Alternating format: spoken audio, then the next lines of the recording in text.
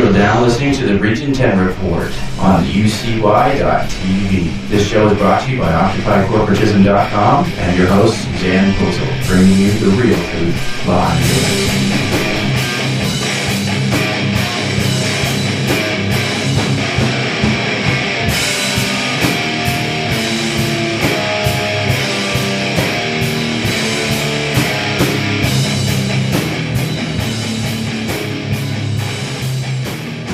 Good evening, folks. Thanks for joining us. I am your host, Susanne Posel, Editor-in-Chief of OccupyCorporatism.com, and I want to introduce you to my co-host, David Posel. Hi there, this is David. And let's give a little background about Occupy Corporatism. Started about a year ago. Mm-hmm. I basically, I'm a stay-at-home mom, and I homeschool the children, and I just got sick of being lied to by the mainstream media. So I decided to start a website. I called it Occupy Corporatism, not in favor of Occupy Wall Street, but just that if you look on the internet, everything is incorporated. Your city, your town, not just the Walmart and the big box stores that you go to, but everyone, even our government is incorporated. Even the police department. Yes, check it out, folks. Your police department is a private security firm hired by the city or state in which they reside. Their contract is up annually, and they bid for new contracts. And when they hire a new security firm, that's usually when you see a big change or shift in the police department. They get a new chief, they get new police officers. But anyway. And they write a lot more tickets about the end of the month, which is interesting. Right, because they're generating revenue for your city or state. So the corporation is for profit.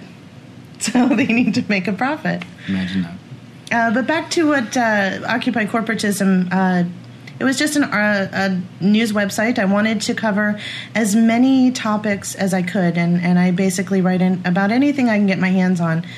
And I just wanted people to know what was really going on when you go to these mainstream news websites, and they give you half-truths, or they give you partial, or, they just fabricate. They just lie right through their teeth. Some sources say. We know what that one's about? Yeah, that's their little tagline when they're making stuff up. They say, some sources say. Check and see who those sources are, and if you can't find out who the actual source is, I've learned to be suspect. I would hope that all of you listening would be skeptical. Do the research yourself. I do the research every single day, and I dig into it. I want to find out who, what, where, when, why, how. Who funded this? Who's putting this together? And it's always the same players. It's always Bill and Melinda Gates. They keep popping up. It's always the World Health Organization. It's always the UN. You got to look at who's hiding in the shadows and what they have to gain from it. And obviously, most of it's corporatocracy. It's money.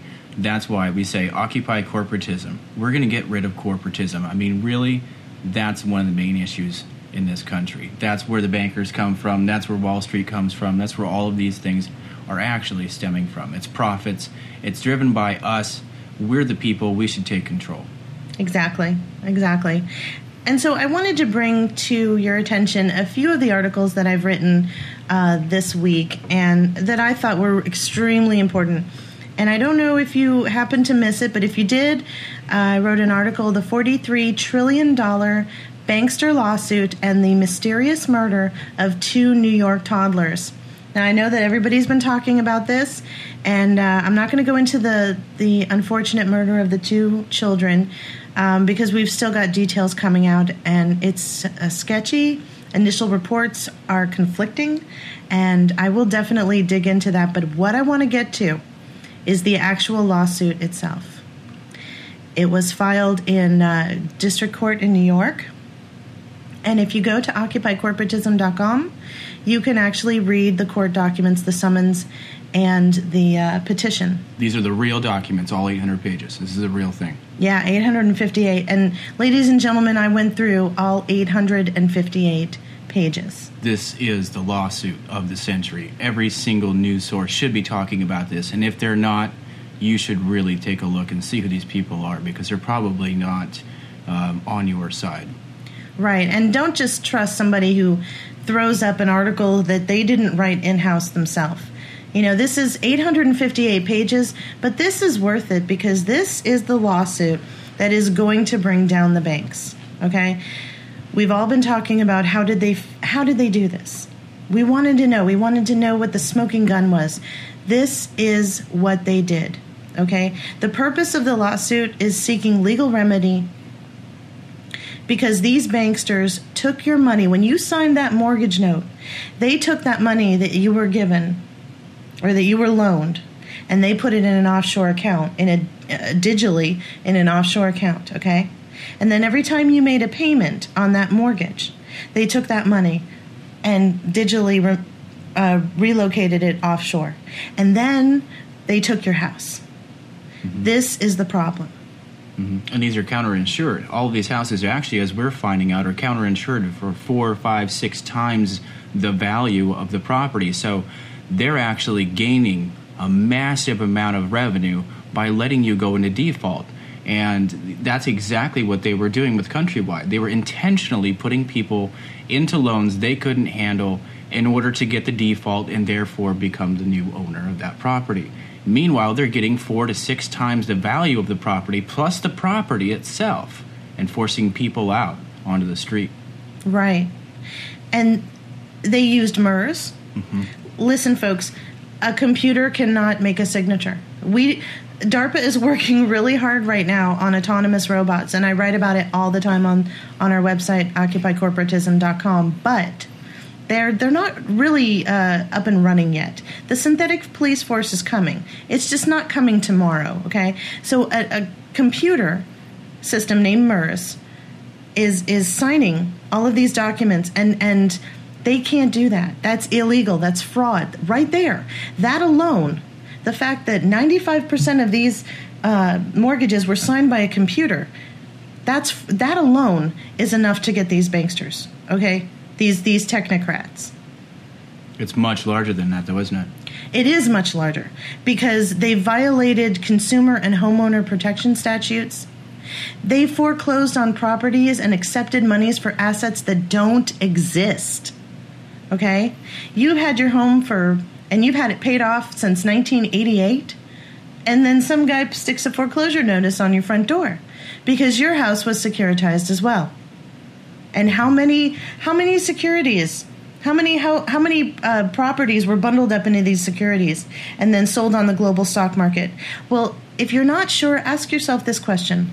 Why is Ben Bernanke at $85 billion a month buying mortgage-backed securities indefinitely? Let me give you the answer. Because nobody knows how long it's going to take to acquire all of the property that was securitized in this bank fraud from the banksters buying back the properties. So when Ben Bernanke becomes the biggest landowner in the United States, they're not sure if it's going to take a month or a year or a decade or maybe a couple of decades. But we're talking about the names and faces that we all know and love. JP Morgan Chase, Wells Fargo, Wachovia, Citigroup, U.S. Bancorp, Ally Financial, which some of these banks are trying to acquire Ally Financial right now. And Ally Financial has been complaining that they've been getting hacked by these nameless, faceless hackers from supposed Iran, right?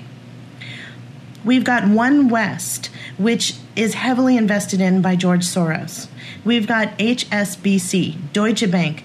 Deutsche Bank is the biggest profiteer off of the mortgage-backed securities. And, by the way, just for a side note, maybe a little bit of trivia for you, when Occupy Wall Street was hanging out in Zuccotti Park and they wanted to have their own little elite meeting of the heads of Occupy Wall Street, they would do it in the Deutsche Bank atrium. I find that a conflict of interest. But you know what? I'm a farmer. I'm just planting some seeds. Maybe something will grow. The PNC Bank, Bank of America, Bear Stearns, who got thrown under the bus, right? And Lehman Brothers got thrown under the bus, right? Mm-hmm. And of course, Countrywide turned into Bank of America, which they're still really, really heavily toxic assets there, and they're having a hard time getting out from underneath that. I think that's something that we all should look at as well. Bank of America is broke, okay, folks? They've been selling off their non-core assets since 2007. So to me, they're broke. Citigroup, same difference. They've been selling off their non-core assets for the last 2 years. They're broke. If you have money in their account, thanks to Sentinel Management Group and the ruling that happened in August 9th of this year, your money in your private checking account is up for grabs. So if I were you, and I'm not a financial advisor, I'm just a regular citizen of America, and if I've got my money in an institution that is allowed by law now to take my private checking account and allocate it to any monies that they owe in debts or collateral on the stock market or anything, I'm going to take my money out of the bank. And I'm just saying, hey, you might want to think about that. Well, in addition to that, think about this. Now, these banks are all being... these guys are all being indicated in this lawsuit for $43 trillion. So do you think they're not going to go bankrupt? Oh, do you think that they're not going to fight this? We see a massive amount of propaganda on the internet saying how this lawsuit is fraudulent, that it's a hoax. People who work in the foreclosure industry coming out and saying that it's a hoax. Some of these people who are saying that work for the banksters. Yep. Okay, they're trying to get you to remodify your home. Meanwhile, they work for Bank of America, and they're trying to get money on the back end from Bank of America because they get paid every time you modify your home. Except Bank of America happens to lose your paperwork, and Bank of America gets a couple $1,000s every time you sign up for a refi or a mod. So they lose your paperwork, you got to refile. They make another couple $1,000s. And oops, they lose your paperwork again. Here you go to refile. They make another couple $1,000s. It's a scam. It's a lie. It's just they're trying to get money from the government.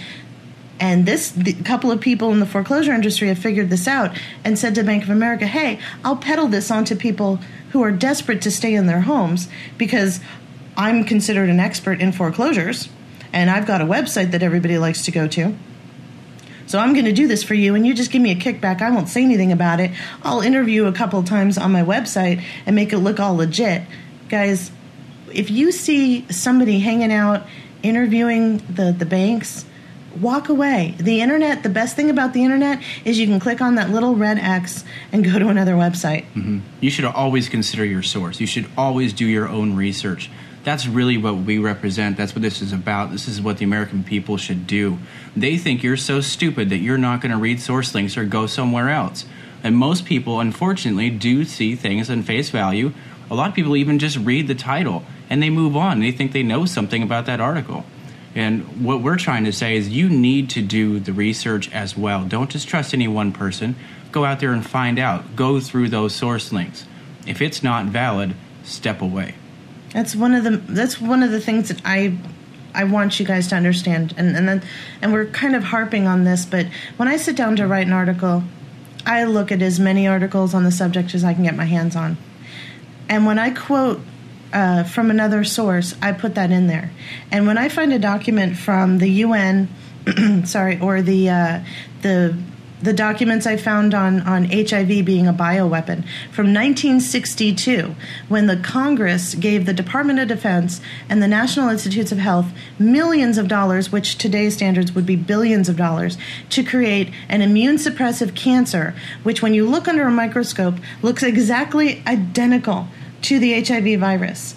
I want you to see that document, and I source link it in my article. But you know what? Don't trust me solely. Check through my source links and keep going. You know, if you find something of interest, keep going, because this is about finding out this convoluted mess that they've created, and it is absolutely convoluted.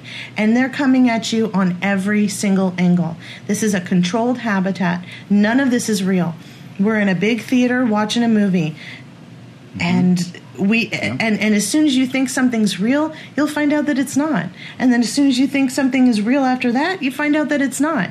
And that's exactly what's happening with this $43 trillion lawsuit. This, ladies and gentlemen, is legitimate. And this is the lawsuit of the century. And don't think that J.P. Morgan Chase, Deutsche Bank, and all the other technocrats aren't spending millions of dollars, maybe even close to $1 trillion, to get this out of the way. They're murdering babies because somebody on CNBC puts this lawsuit up on the website, and then the next day it's taken down. Exactly. And they're putting out all this propaganda over the internet to try and get people to not believe in this, because as evil as they are, there's an equal and opposite reaction. It's physics. And this is the thing that we've all been waiting for. I'm not saying put all your eggs in one basket, but I'm saying that we need to get behind the people who have been brave enough to stand up and say, you know what, we're not going to take this anymore. You threw us out of our home. We don't deserve this. Nobody called me up and said, hey, is it okay if I bundle up all of these loans all down your block and sell them on the stock market as AAA rated good credit, and then screw over not only you and everybody on your block, but about a couple of countries that buy this? No, nobody called me up. Did they call you up? I don't think so. So we need to stand behind this lawsuit. And what this lawsuit explains is that this was the Ponzi scheme of all Ponzi schemes. Okay? This is the largest scheme in U.S. history where domestic banking institutions on an international basis conspired together for the purpose of engaging a worldwide scheme to steal, rob, and convert personal property, money, and proceeds of such assets of the plaintiffs herein. That's a direct quote from that complaint, and I sourced it in my article, and it's 858 pages. But folks, if you're going to sit down and read any 858 page book, I would suggest that you read this complaint. We should all have this. We should all have this memorized, maybe. Well, this represents the people. Every single man, woman, and child has been affected by this, whether they know it or not. And I think that they are spending billions of dollars to cover this up, because when we figure out what they've done and it's in the public eye, it's going to be the most amazing thing ever.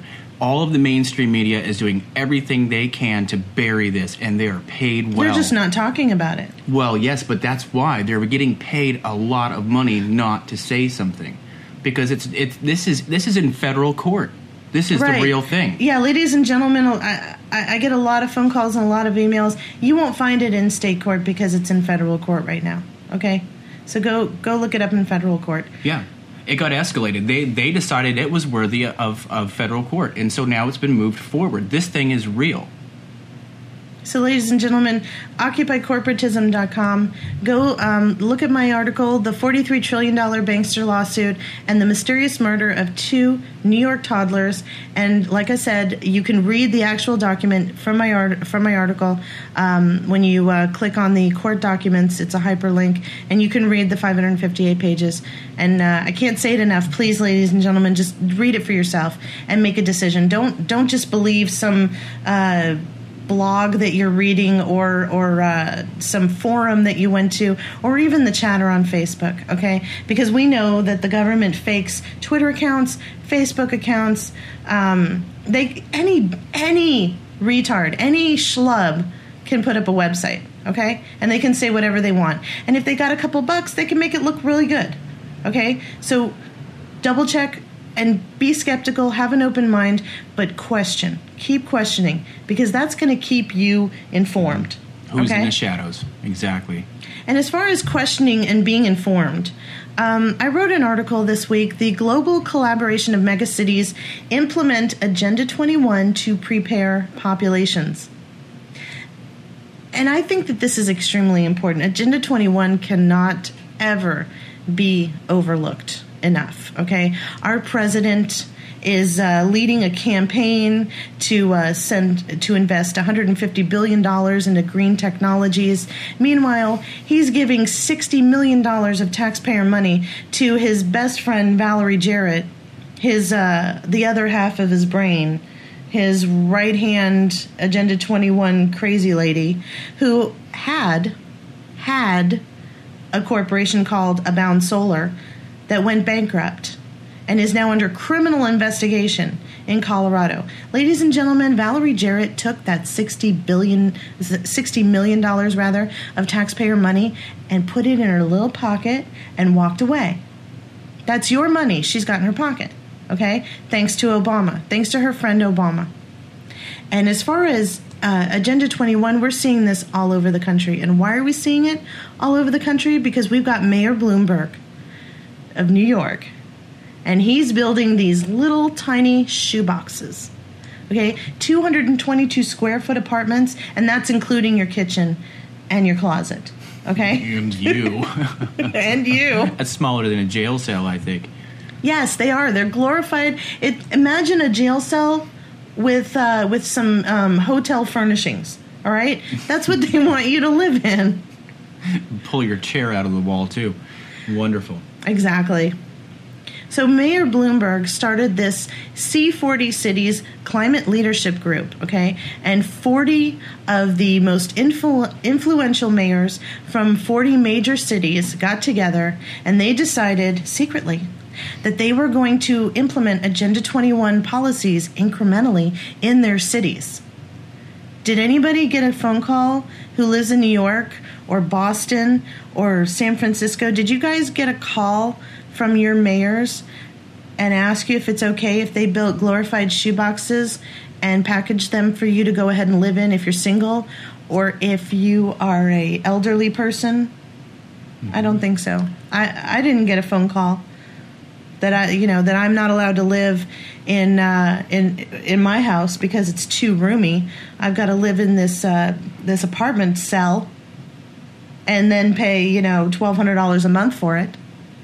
But in New York, in Kips Bay, they're 275 to 300 square foot.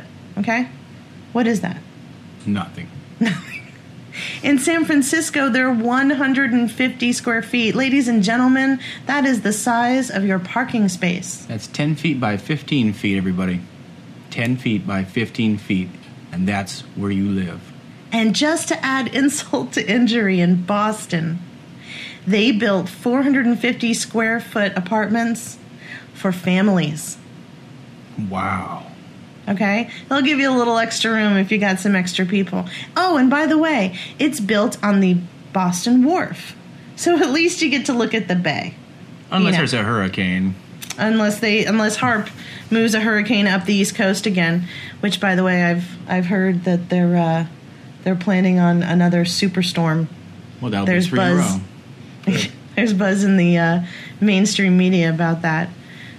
So these units are incredible. It's incredible, ladies and gentlemen. But that's Agenda 21. We got stack 'em and pack 'ems. We've got these skyscraper type buildings, and you've got 222, 300 foot, 450 square foot jail cells, and then you've got these vertical farms that are coming up and down the skyscrapers where all your food is going to be grown. Or I've even seen them constructed kind of like a Ferris wheel, where you would have each level would be the orchards and the vegetables. And ladies and gentlemen, they're not going to be moving food around anymore once they've got these 11 mega regions already situated. So basically, when the vertical farm runs out of food, so does your mega region. Wow. And there's no place for you to have a refrigerator in your house, so you're completely dependent on them and your food supply. Oh, yeah, the designers of these glorified shoeboxes, they're saying, hey, people are expected to work outside their home, socialize outside their home, dine outside their home. So what do they need? They just need a place to sleep.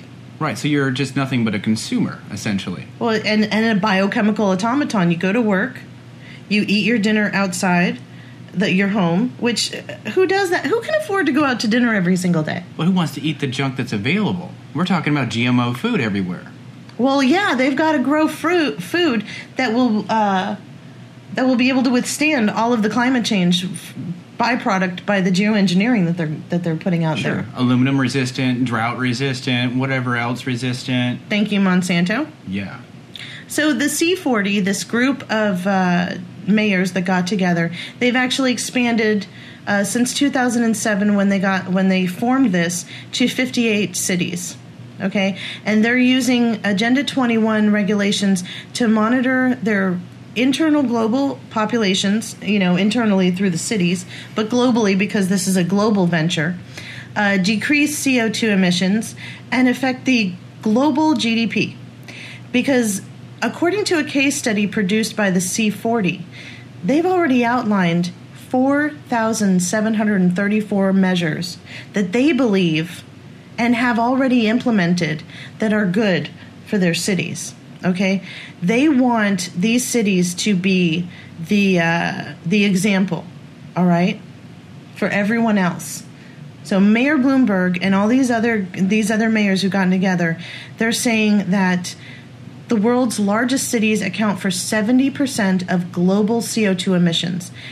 And let me just explain this to everyone here. CO2 has no bearing on the temperature of the planet, period.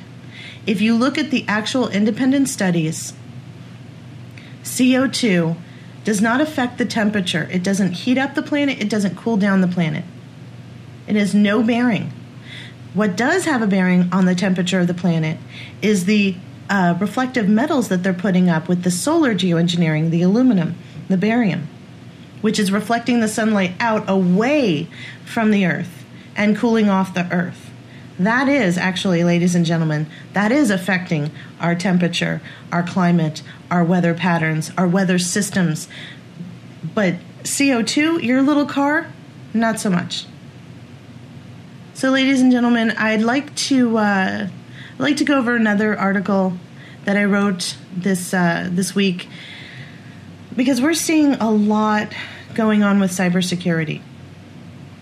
And cybersecurity, we all know it's a hoax, okay? It's a way for them to control the internet, but they don't want to just come out and say, hey, we're going to control the internet. They don't want you to wake up in the morning and realize that you can't go to your favorite website because you've been blocked out, or that you've got all these new controls, or that Google isn't there anymore. I mean, people freaked out earlier this week when YouTube was down for 2 hours. People thought, oh my God, it's happening. They've shut down the internet. Beta test. So the U.S. and Canada are teaming up to use propaganda campaigns for public support of cybersecurity.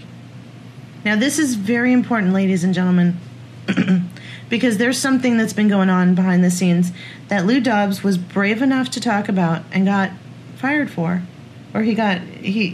Well, essentially, yeah, but he was. You got to realize he was the senior partner at CNN. Right. And We're so not he just started talking reporting. about a reporter here. We're talking about a guy that was a co-owner of the company. Right. So he starts talking about the North American Union. Mm-hmm. And a couple of shots were fired at his house. And so was he fired or did he quit?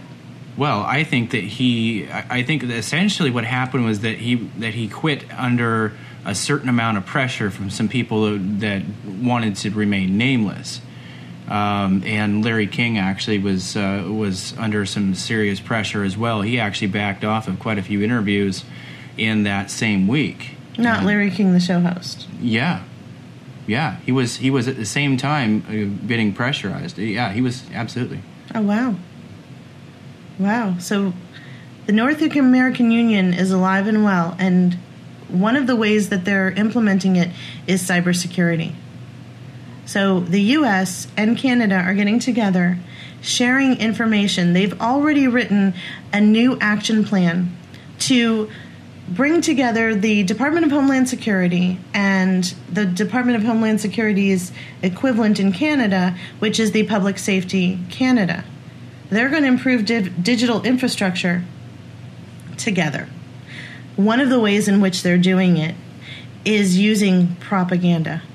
And ladies and gentlemen, if you go to my website and you look at this article, you can watch a couple of commercials from DHS's new propaganda campaign to convince you that there are nameless, faceless hackers that Napolitano admitted last week that she's trying to hire. And I'll get into that in a minute. This Stop Think campaign actually has these little thumbs and these little fingers with smiley faces on them, and it's all cute and funny. Oh, look at me, I'm a finger, and I'm going to tell you how to work the internet. My son saw that and he thought it was hilarious until I explained to him that it's government propaganda, and he said, oh no, Mommy, that's really bad. Absolutely. So you can actually watch a couple of these commercials, and this, ladies and gentlemen, this is how dumb that they think you are. Okay? But one of the ways that they're using this propaganda is through the corporations that have come on board with this. And we're talking about AT&T, Costco, Experian, Facebook, Google, Intel, McAfee, the good old Microsoft, PayPal, Symantec, VeriSign. When you go to sign at the bank, and when you go to do any digital signing, VeriSign, they check you out behind the scenes. They're also in charge and on board with DHS and working with DHS. Visa, Walmart, and Yahoo. And in Canada, they've got their own version of the propaganda, which is called Get Cyber Safe. And this campaign defines for the public all the risks that cellular phones, online banking, social networks, private emails, YouTube, downloading files, sharing files, and when you're downloading them, online shopping, these are all things that are bad. Okay? And so we need to protect not only our digital infrastructure for our government, but digital infrastructure for our citizens. And so it's up to the citizens to control their activity on the internet. But now, I want to make sure that this is straight. Now, are they essentially saying that you need to use the government's internet and the government's websites in order to stay safe? Oh, yes. Oh, a lot of people don't realize this, and I wrote an article. It's called US Ignite. And a lot of people, even in the alternative media, are not talking about this. When Obama signed the executive order a couple of months ago allocating all of the broadband in the United States to the government, and so the government has control over all of the broadband, that was not arbitrary, folks. And a lot of people overlooked that because they didn't understand the implications. The implications are US Ignite. There is, behind the scenes, a government-sponsored network, internet network, which will replace the network that we use now. And everything will be siphoned through the government. And if they don't want you to look at it or know about it, you don't get to see it. It's Chinese style. It also means that they're intercepting all of your emails. They're tracking you, whether you like cookies or not. It must be going through that new hub that they've created in Utah. Oh, the spy center? Yeah, that must be how they're doing it. That is one way that they're doing it. Another way is that they have done these massive land grabs in Africa, and they're miles and miles of satellites. And this December, we're going to have the Telecommunications Union, the UN's version of global government-sponsored internet, basically. Wow. That's where IBP6 is going. Yeah, Got it. I would say that. Wow. And so they're starting now, ladies and gentlemen. They're starting to prepare you. They're using propaganda. They're trying to get you to be scared of whatever could be on the other side of that screen. Let me tell you, folks, the only person on the other side of that screen is some guy sitting in Virginia or Utah or Washington, D.C., whose job it is to monitor your activity on the internet. And they work for the U.S. government. That's who's on the other end of the screen. Whenever we see a nameless, faceless hacker show up, it's always in favor of something that the government can use as propaganda against us. The U.S. banks being hacked? Yeah, right. The U.S. banks and also the global banks across the globe. I'm sorry to be redundant, but the U.S. banks being hacked has a secret agenda behind it. These technocrats, they want to build a separate network where all the banking information is on this network. And you and I don't have access to it. Oh yeah, it looks the same when you go on their website and you do your online banking transactions. But you don't have direct access to your account anymore. In fact, you don't have direct access to any of your banking information anymore because it's on a separate network. Because, oh my God, Anonymous is hacking in, or Iran is hacking in, and we have to protect this financial information. I think it's more like they don't want you to see what they're doing while they're committing their fraud in the background.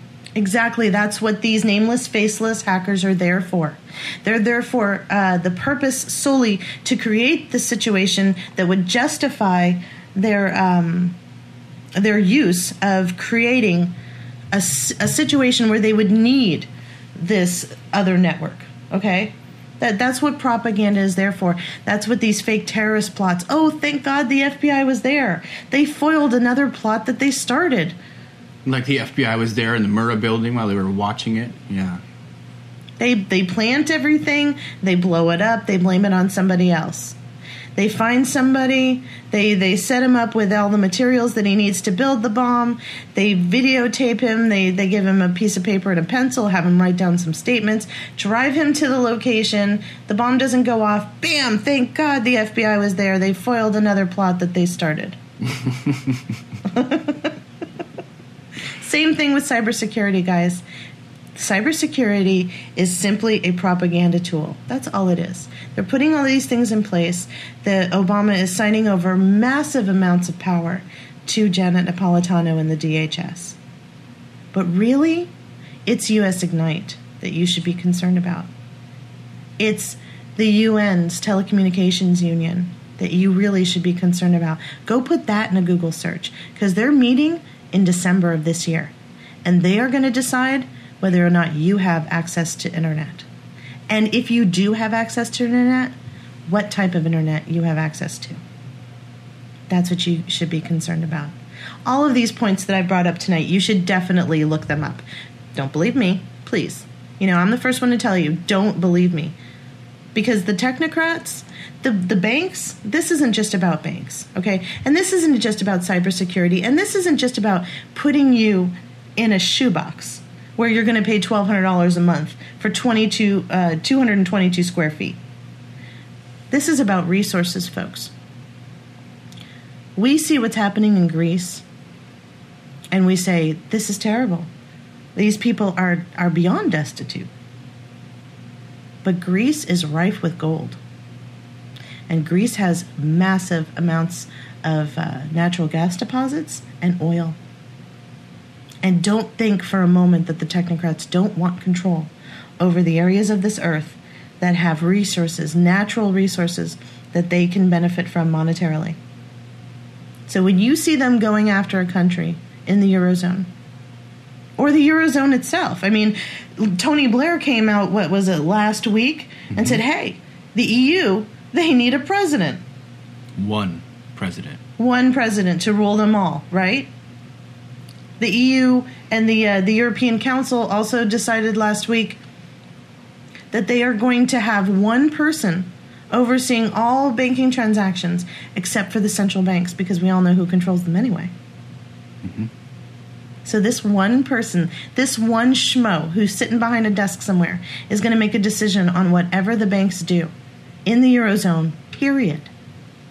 And then Tony Blair's coming out and saying that all of these sovereign nations, ladies and gentlemen, the Eurozone is a conglomerate of sovereign nations. They don't need one guy looking over them. They are independent sovereign nations, right? Yeah, they have their own belief systems. They have their own culture and history their and own heritage. Constitutions, their own rights and laws. Absolutely. Their own leaders. Right. So just because they are in the Eurozone, which is a monetary definition, just because they adhere to this one form of currency, then they should have one leadership? Does this make any sense to anybody out there? This is what it looks like when the technocrats take over. They are too close. They are way too close. Let me just read you a quote from my article. And this article is called Technocratic Control Over Greek Gold is Reason for Destruction of Economy. Okay, folks, overseas, Germany's central bank has neglected to audit the country's estimated 3,400 tons of gold reserves. This resource would be desirable to the technocrats at this crucial time, when they are endeavoring to implode fiat currencies in the Eurozone. It's not just the euro that's imploding. It's also these countries' individual currencies, their individual fiat that is going down the tubes. And those gold stores, that 3,400 tons of gold, are in the hands of the Federal Reserve, headed by Ben Bernanke. A private corporation, by the way. With private owners who is also taking all of your land and grabbing that up for themselves as well. Right. They're taking your homes. They're taking Greek gold and hiding it. This estimated value is 190 billion, billion, in the possession of central bankers like Ben Bernanke. This is what it's about, folks. They don't care about your car. They don't care about your home. They want the physical land. They want the resources that you have. And I'm not talking about you individually. I'm talking about us as a nation, okay? Our constitutional republic founded on this actual physical soil that you're sitting on right now. That's what I'm talking about. I'm talking about the fact that we have massive amounts of natural gas reserves here in the United States, don't we? Yeah, absolutely. But a lot of people are being paid not to explore those.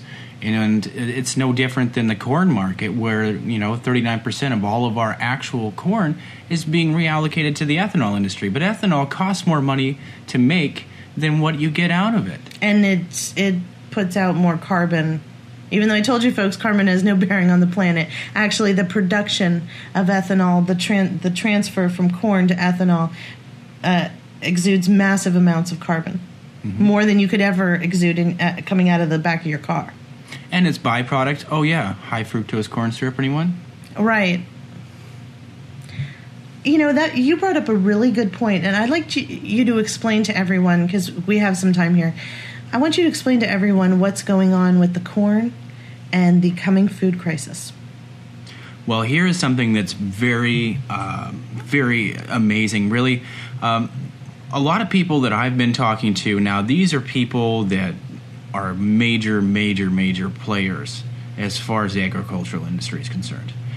They're worried because right now there are dairy farms going out of business everywhere in the Midwest. And here's why. The corn that they have, they actually had a decent year. The real problem is that it's vitamin deficient because of the drought.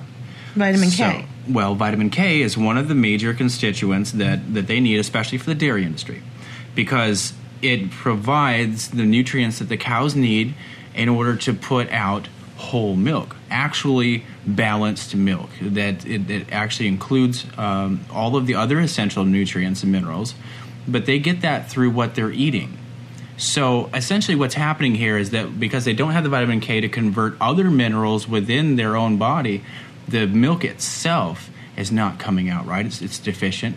They are having a problem with that because the available, viable corn that's actually useful to these farmers is almost non-existent. It's all been already sold on the futures market. It's already spoken for. So those grain feeders, they're empty. All of that grain that they've got in there is nutrient deficient corn. So the farmers are having to slaughter. I mean, when I say thousands, I mean multiple tens of thousands of animals right now. And that's going to happen all throughout this winter because they can't afford to feed the cows.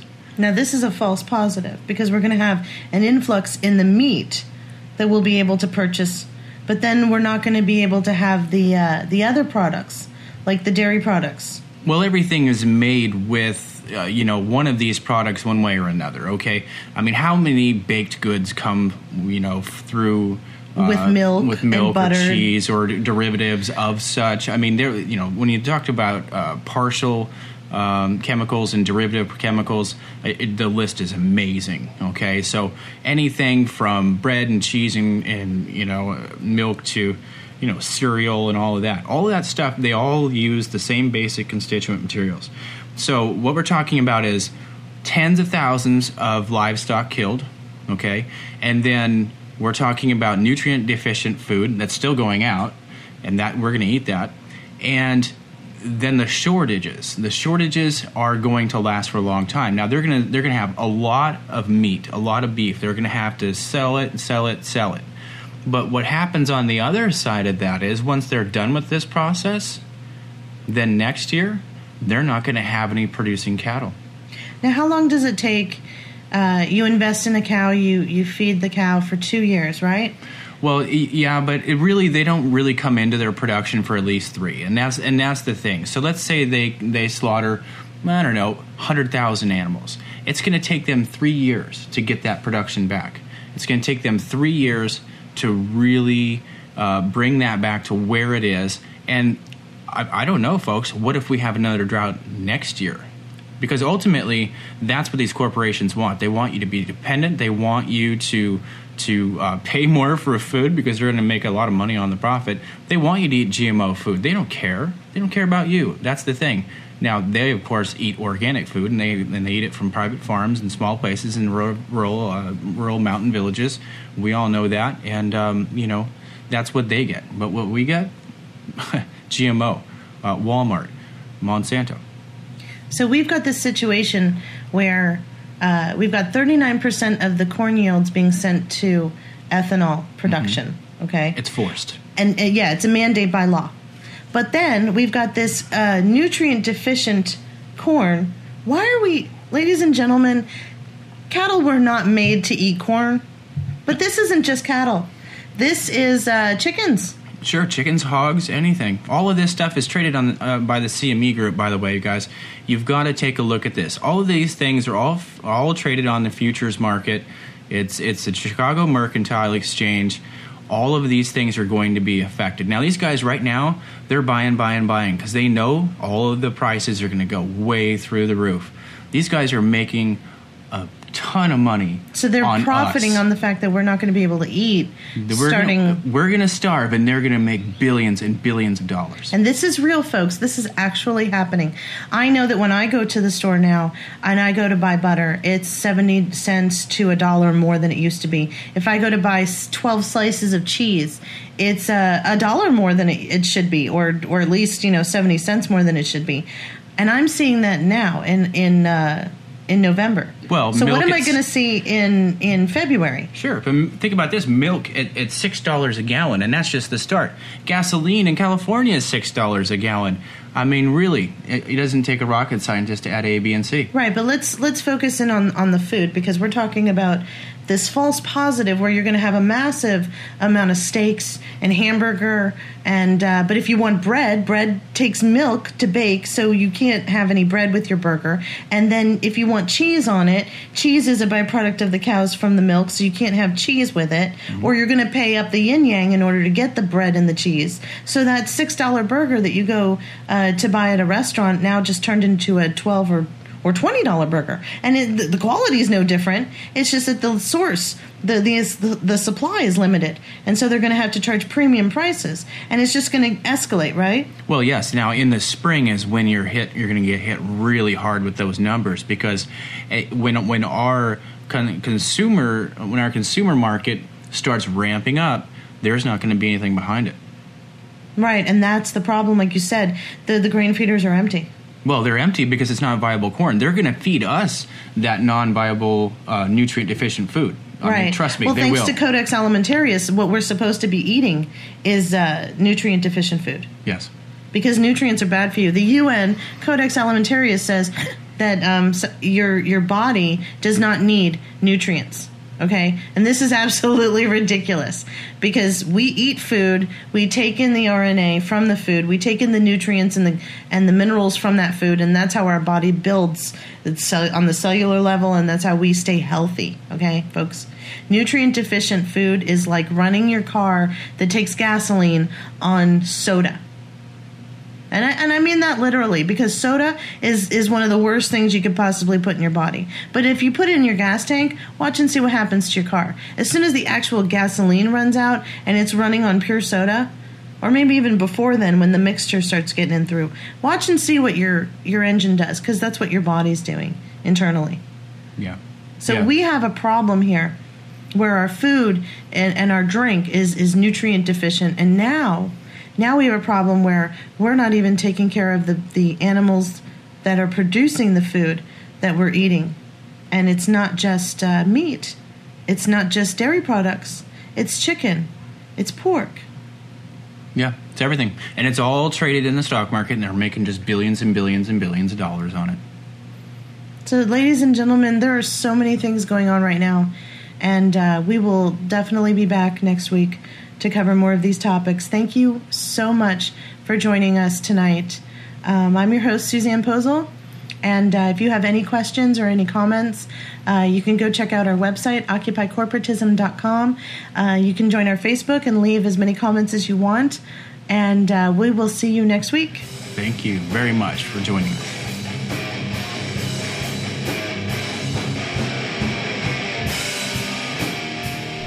You've been listening to the Region 10 Report, brought to you by OccupyCorporatism.com on UCY.TV. Special thanks to the band No Messiah, who provides all of our music. Please join us again next week for another episode of the Region 10 Report.